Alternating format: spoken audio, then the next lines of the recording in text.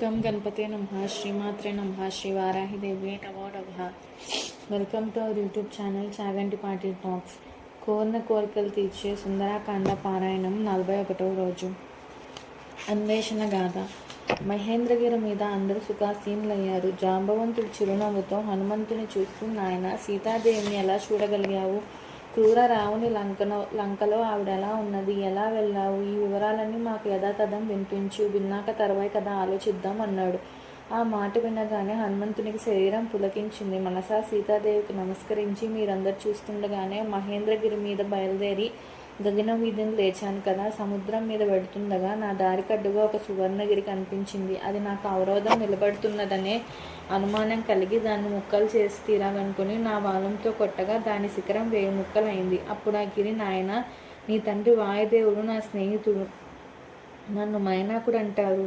ఈ సముద్రం నా నివాసం. పర్వతాలకు రెక్కలుండేవని నువ్వు విని ఉంటావు. వాటితో ఎగురుతూ అవి భూతకోటిని నాశనం చేస్తుంటే దేవేంద్రుడు వజ్రాయుధంతో రెక్కలు నరికాడు.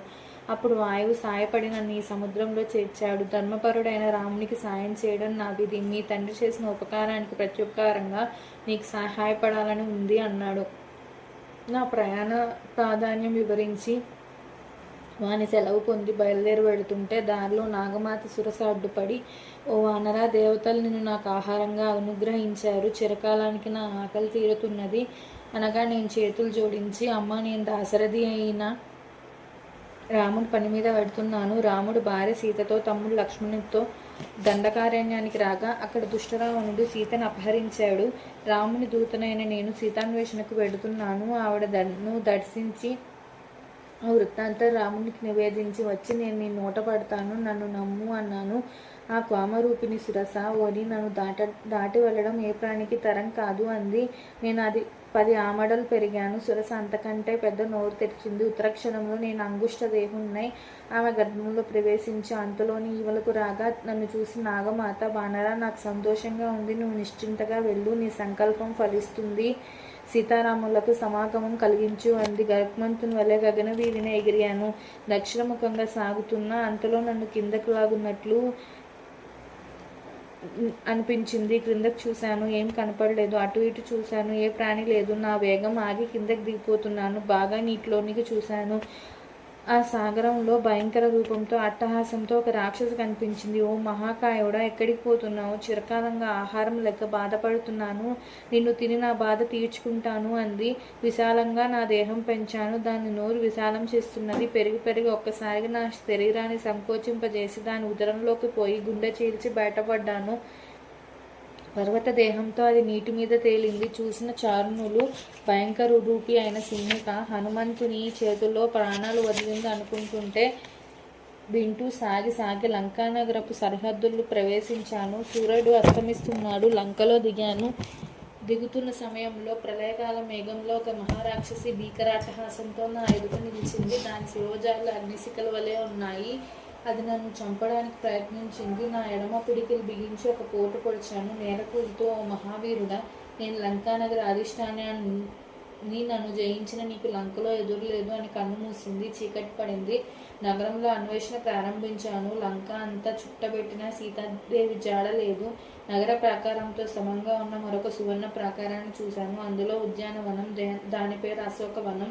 దానిలో సింసుక వృక్షం మీద కూర్చొని చూస్తున్నాను. ఆ చెట్టు మొదట ఉపవాసంతో కృషించి ఏకవేణితో దీనవదనంతో భర్తృచింతాపారాయణమై ఉన్న సీతను చూశాను. ఆమె చుట్టూ వికృతాకారాలతో క్రూర స్వభావం కల రాక్షసీ జనం, రక్తమాంసాలతో బతికే పెద్ద పుల్లల మధ్య ఆడు లేడిలా ఉంది.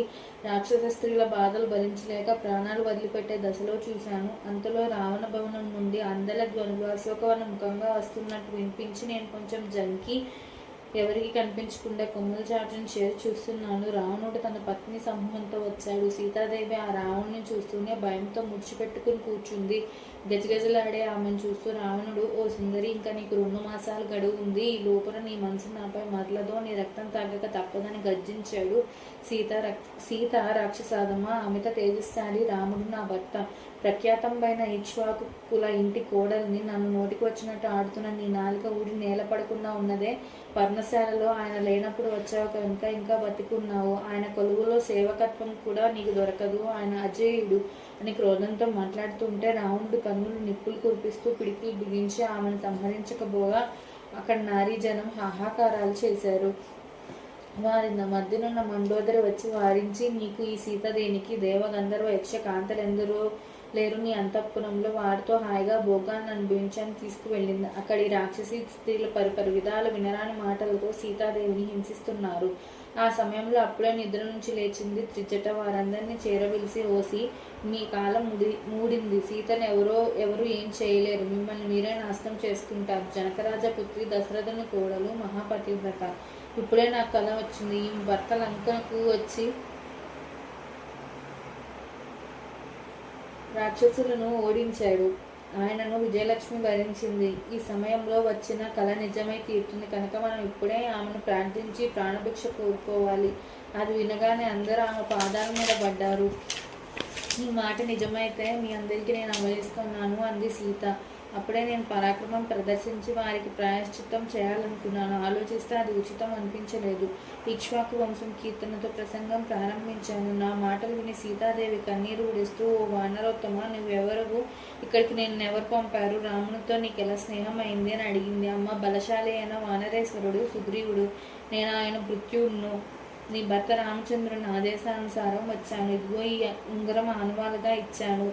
నువ్వు ఏం చేయమంటే అది చేస్తాను. వారి దగ్గరికి నేను తీసుకుని వెళ్తాను అన్నాను. అప్పుడు జానకి, ఆయన స్వయంగా వచ్చి రావణ సంహారం చేసి నన్ను తీసుకుని వెళ్ళాలి అంది. నేను, అమ్మ, ఆయనకు ఆనవాలుగా ఏమైనా ఇస్తావని అడిగాను.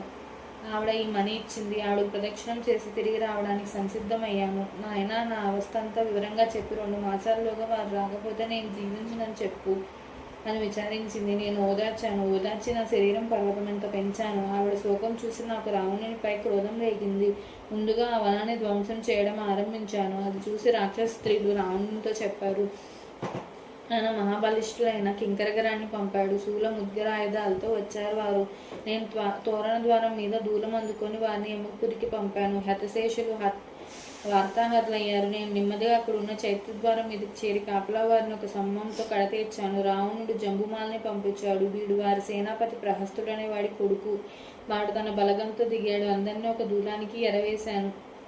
ఇప్పుడు మంత్రి కుమారులు వచ్చారు. అంతకు ముందు వచ్చిన వారికి వీరిని తోడుగా పంపాను.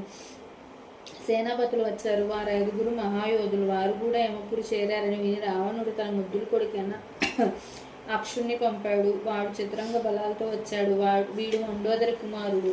అక్షుని 2 కాళ్ళు పట్టి గిర్రును తిప్పి విసిరేశాను. అది విన్న లంకేశ్వరుడు ఆగ్రహంతో ఇంద్రజిత్తును వదిలాడు. వీడు చాలా గట్టికుడు. ముందుగా వాని సేనను చిత్తు చేశాను. చూశాడు ఇంద్రజిత్తు. ఈ వానరుడు సామాన్యుడు కాదనుకొని బ్రహ్మాస్త్రం బంధించాడు. మిగిలిన సేవకులను తాళ్ళతో బంధించి రావణుని కొలువు కూటానికి తీసుకుని పోయారు. ఆ దుష్టుడు నన్ను చాలా ప్రశ్నలు వేశాడు. జానకి దర్శనార్థనం వచ్చానని, అందుకే ఇంత చేశానని చెప్పి నేను సుగ్రీవ సచివుడును, రామదూతను, వాయుదేవుని ఔరసపుత్రుడును, మా రాజు సుగ్రీవుని క్షేమ సమాచారాలు తెలుసుకొని రమ్మని ఇంకా ఏమన్నాడంటే, రాముడు నా స్నేహితుడు. ఆయన భార్యను అపహరించిన రాక్షసుని విషయంలో సహాయపడడానికి నేను అంగీకరించాను. వాళ్ళని సంహరించడానికి ఆయన అంగీకరించాడు. అగ్ని సాక్షిగా మైత్రి ఏర్పడింది మాకు. రాముడు ఒకే ఒక్క బాణంతో వాళ్ళని నేల కూర్చాడు. సుగ్రీవుడు వానరేశ్వరుడయ్యాడు. మమ్ము దిశదశలకు పంపాడు. నేను దూతగా వచ్చాను. వానర వీరుల సంగతి మీరెవరూ ఎరగరు. వారు దేవసమ పరాక్రములు. వారందరూ వచ్చి నీ సేనను నాశనం చేయకముందే సీతాదేవిని రామునికి అప్పగించు అని మా ప్రభు సందేశం. ఇలా నేను చెప్తుంటే రావణుడు క్రోధత్రామ్రాక్షుడై నన్ను తక్షణం సంహరించమని ఆజ్ఞాపించాడు. ఆయన తమ్ముడు ఉన్నాడు, ధీమంతుడు విభీషణుడు. ఆయన రాజనీతి చెప్తూ దూత వద చాలా అన్యాయమని, దూతకు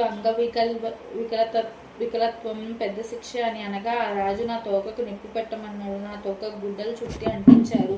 కర్రలతో పిడికిలతో హింసించారు. అలా రాజవీధుల్లో తిప్పుతుంటే నగరం అంతా చూశాను. శరీరాన్ని సంపుతం చేసి కట్లు సడలించి అంతలో పర్వతకారుడిని మండుతున్న తోకతో లంకానగర సౌధ్య సౌద భవన ప్రసాదాలను తగులుబెట్టాక సీతాదేవి ఏమైందో అని చింతలో పడ్డాను. అప్పుడు ఆకాశచారులు మాటలను బట్టి సీతాదేవి సురక్షితంగా ఉందని గ్రహించాను.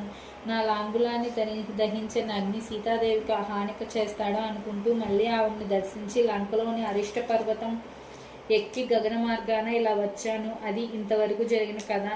ఇక జరగవలసింది ఆలోచించండి అన్నాడు. 41వ రోజు పారాయణం సంపూర్ణం. నా వీడియో నచ్చినట్టయితే లైక్ చేయండి. అలానే మీ శ్రేయోభిలాషులందరికీ షేర్ చేయండి. మా ఛానల్ని సబ్స్క్రైబ్ చేసుకోండి. Please subscribe our channel. జై శ్రీరామ్. Thank you.